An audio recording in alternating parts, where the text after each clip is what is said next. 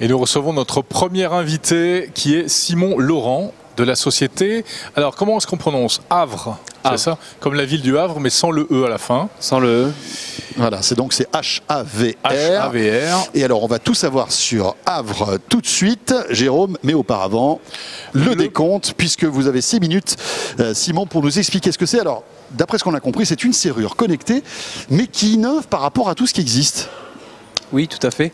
Les standards des serrures connectées utilisent des ondes radio, Bluetooth, Wi-Fi, NFC, qui ont en fait un périmètre d'émission et qui sont souvent sujettes à des attaques, à du hacking.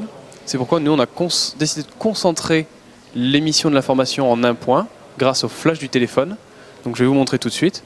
Donc je vais aller sur mon application et là, voilà, je viens d'ouvrir la porte de mon domicile. Le flash de votre téléphone qui scintille. On a vu clignoter le... Ça veut dire que ça déverrouille votre porte. Typiquement ma porte de garage. Voilà, c'est exactement ça en fait. Ça va permettre de concentrer l'information en un point plutôt que l'envoyer partout autour de nous. Donc ça va apporter un aspect sécurité supplémentaire. Ah oui, mais alors comment ça fonctionne? Quelles informations vous envoyez à travers le flash? Alors on envoie des informations de C'est-à-dire qu'il ne suffit pas de faire clignoter un flash pour ouvrir la porte. Non, si tu prends ta petite lampe torche, ça va pas marcher. Non, vous ne pouvez pas envoyer le code SOS en morse, ça ne va pas ouvrir la porte. C'est pas bon. Malheureusement. Non, on envoie des informations chiffrées avec des algorithmes type AES qui vont en fait permettre d'avoir une source d'informations définie comme quel est l'utilisateur, une heure d'accès, etc. Et on va vérifier ça au niveau de la serrure. Et ça va nous permettre de savoir si vous avez l'accès ou non. C'est-à-dire que dans la lumière, en fait, il y a énormément d'informations. C'est exactement ça. Et c'est en fait cette combinaison de petites lumières qui s'éteignent et qui s'allument qui font qu'elle va être unique, cette combinaison, c'est ça? Cette combinaison, elle est unique et qui plus est, en fait, à chaque envoi de code, le code va changer. Il y a un petit token qui va faire changer le code à chaque fois.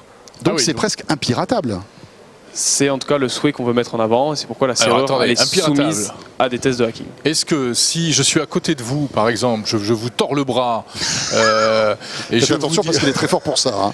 Il est très musclé. Enfin, je veux dire, est-ce que véritablement en récupérant la lumière, je pourrais pas, je sais pas, cloner la combinaison Alors, on pourrait faire le test là, vous filmez et en fait, non, parce que le code va changer. Les outils de clonage nécessaires. Mais là, en fait, le code va changer. Vous ne pouvez pas cloner le code puisqu'il change à chaque fois. Bon, c'est super intéressant. Hein. Et si vous me tordez le bras, je ferai comme à la douane, j'appuierai 3 fois et je bloquerai mon téléphone. Ah, très bien. Mais Simon, malgré tout, alors moi j'ai eu la chance pendant un certain temps d'avoir une serrure connectée que je n'ai plus. Oui, ça a été un naufrage. Pour des raisons de batterie qui un jour ne fonctionnait plus, ce qui fait que je ne pouvais plus rentrer chez moi. Donc ça m'a un peu refroidi. Mais quand ça marchait, c'était génial.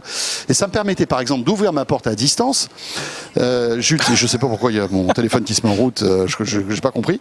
Mais je ne pouvais pas, par exemple, enfin l'avantage qu'il y avait, c'est que dès par exemple je sortais de l'ascenseur de chez moi, je ne voyais pas encore la serrure, je pouvais appuyer sur le Bluetooth de mon téléphone et la porte s'ouvrait finalement. Ce qui fait que je gagnais quelques secondes. D'être accueilli comme alors c'est tout bête, hein, mais ça je ne peux pas le faire avec votre technologie. Il faut que je sois en face. Oui. Pour que ça fonctionne. C'est un parti pris justement. Nous on considère que ce type d'accès, c'est justement des failles de sécurité importantes. C'est-à-dire que en fait, vous êtes dans votre ascenseur, très bien, moi je mets entre votre ascenseur et votre porte, et j'attends que vous ayez envoyé des codes, je réceptionne, je le fais plusieurs fois, et à la fin je reconstruis l'algorithme. Et même en Bluetooth, même en Wi-Fi, tout ça, on peut avoir un sniffer qui va récupérer toutes ces données. Vous êtes au courant d'Amazon Key, qui s'est lancé, et il y a donc il donne la possibilité au livreur d'ouvrir la porte. Exactement, c'est le même principe. Sauf qu'Amazon Key, pourtant ils sont quand même pas nuls en sécurité avec AWS, ont été piratés il y a à peu près un mois.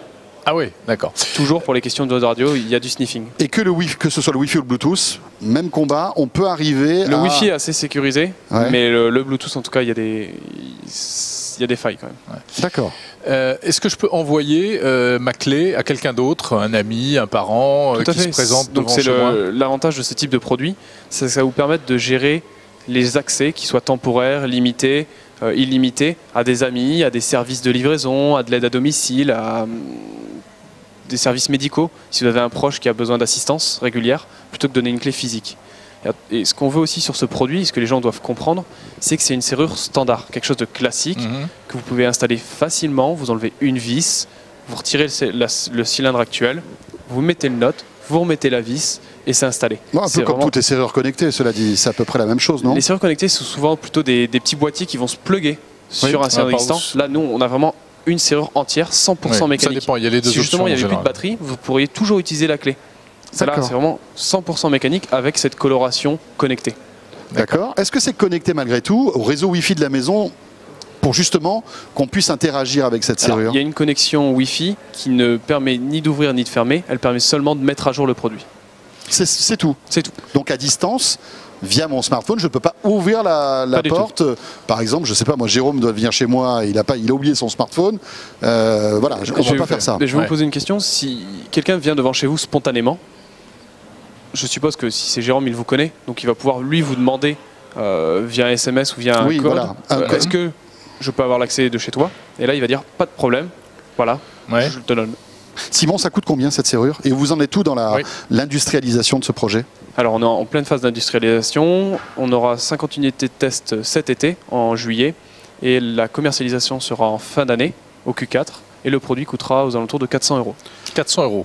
D'accord. Ce qui est le prix, enfin la fourchette haute, on va dire, d'une serrure C'est la connectée fourchette haute aujourd'hui. parce qu'il y a les certifications pour les assurances, les certifications A2P et informatique. On a parlé de l'autonomie. Combien de temps elle 5000 cycles. Un cycle, c'est ouverture-fermeture. Donc on est sur à peu près un an et demi. Et ça se recharge comment?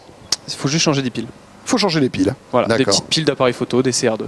Très bien. J'avais juste une dernière question. Bon, le temps est Voilà, ça vient de terminer. Mais est-ce que tous les smartphones ont un flash? Quasi tous les smartphones depuis 2012.